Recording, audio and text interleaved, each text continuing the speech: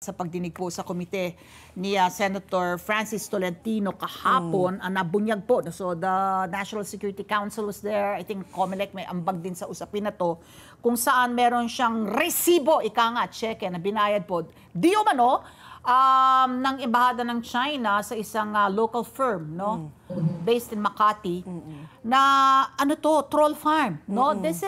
This is yung mga attempts po to hire people, mga influencers yan, para yung ating yung mindset natin, yung mga natin, yung mga opinion natin tungkol sa mga actually they are paid to have opinions against, like let's say, kunwari, for example, si Senator Francis Tolentino, because siya yung pangunahin na nagsulong ng Maritime Zones Act at yung Archipelagic Sea Lanes Act, yung mga perceived to be anti-China, di ba? May opinion sila against that. So, form itong public opinion. And then, of course, sinasabi ni COMELEC Chair na meron din itong attempts, itong isang malaking bansa to influence yung voters and maapektuhan po yung outcome ng darating na election. Of course, this has been proven before. Alam natin yung Cambridge Analytica, hindi ba?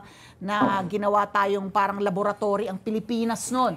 Tawag na tayo, sinabi nung pasimuno niyan, tayo ang petri dish nila nung panahon po ng eleksyon nung si Pangulong Duterte ang tumakbong pamahalaan. Nangyari na to before, no? Kumbaga may historical basis. So, kayo po sa Lente, ano ang saloobin nyo dito na ito po ay talagang part of our landscape na, hindi ba? Itong mga trolls na to, sasabihin ng iba, this is against our right to free expression. Pero matatawag bang free expression? Meron bang paglabag ng karapatan kung ikaw naman ay bayad? Kumbaga, hindi mo opinion, hindi mo saloobin. Bayad ka na ito ang stand na tatanggapin mo. And of course, yung layunin nga is to influence the outcome of the election.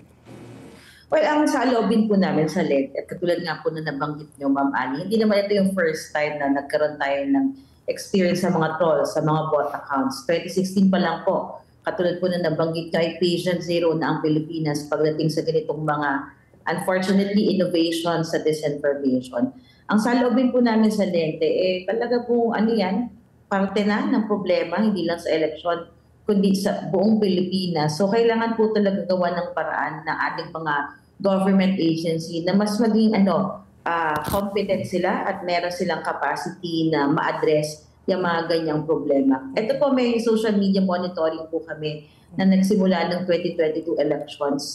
Ang nakikita po namin mga disinformation sa iba't ibang social media platforms ay mas pag-atake sa integridad ng electoral process natin. So nagsimula po siya kwento ng 2022 hanggang ngayon yung kwento ng Pandarayan ng 2022 tumutuloy sa 2025, ina-amplify ba yung daya na supposedly na nakita ng 2022 election. So nakikita po namin na baka gusto ng ibang mga bansa or ng China po in particular na pagkatiwalaan ng mga tao ang eleksyon, ang integridad ng eleksyon. And alam naman po natin lahat na kapag ang integridad at ang resulta ng eleksyon ang nagiging problema pagkatapos ng isang halalan ay malaking problema po yan sa stability ng gobyerno. Kapag hindi po stable ang gobyerno, nakaka-apekto rin naman yan sa ibang aspeto ng pamamahala ng gobyerno o ng ating government, katulad ng foreign affairs. Paano i-address yung pagsakop or pag-infringe ating mga teritoryo. So, may nakikita po tayong connect din Kawing-kawing no? Kawing-kawing yung Opo. Okay. So, Attorney Ona, yun na nga, no? So, we're fighting the foreign, kumbaga, mga intruders, no? Talagang they want to help shape the voting system para nga yung mga ihalal natin siguro magiging mas pro sa kanila, di ba? Mas papaboran. Pero dito rin po, sa local front naman po, kayo rin ho ba nakikita nyo talaga, sabi nyo nga may social media monitoring kayo. How crucial is this po sa nakita po natin ng mga resulta rin po sa surveys? The social media ngayon ba sila ngayon ang pangunahing pinagkukuhanan ng impormasyon? Kaya po bigla po talaga nag-iiba na rin po yung landscape, yung mga tumatakbo mga senador, tapos yung mga party list rin po. Ano po ang role ng social media dito po sa mga surveys po that have come out?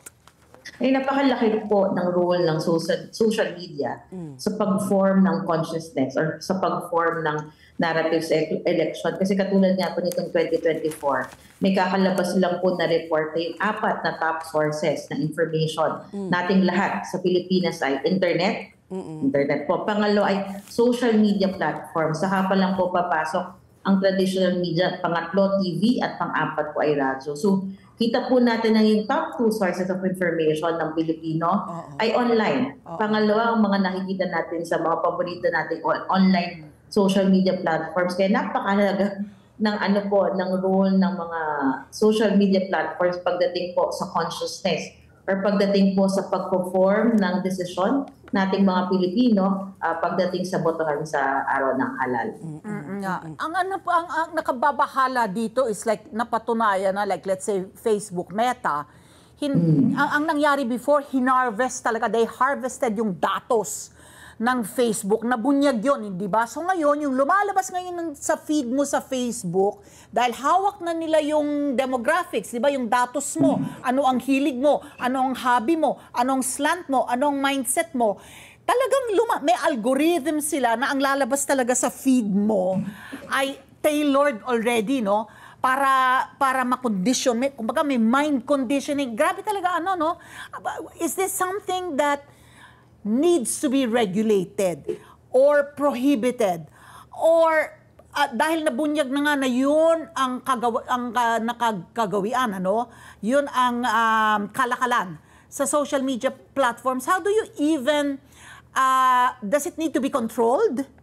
Ang posisyon po natin dyan, Ma'am Ali, ay ayaw po natin na makontrol yung content. Kasi papasok po yan sa infringement ng freedom of expression natin.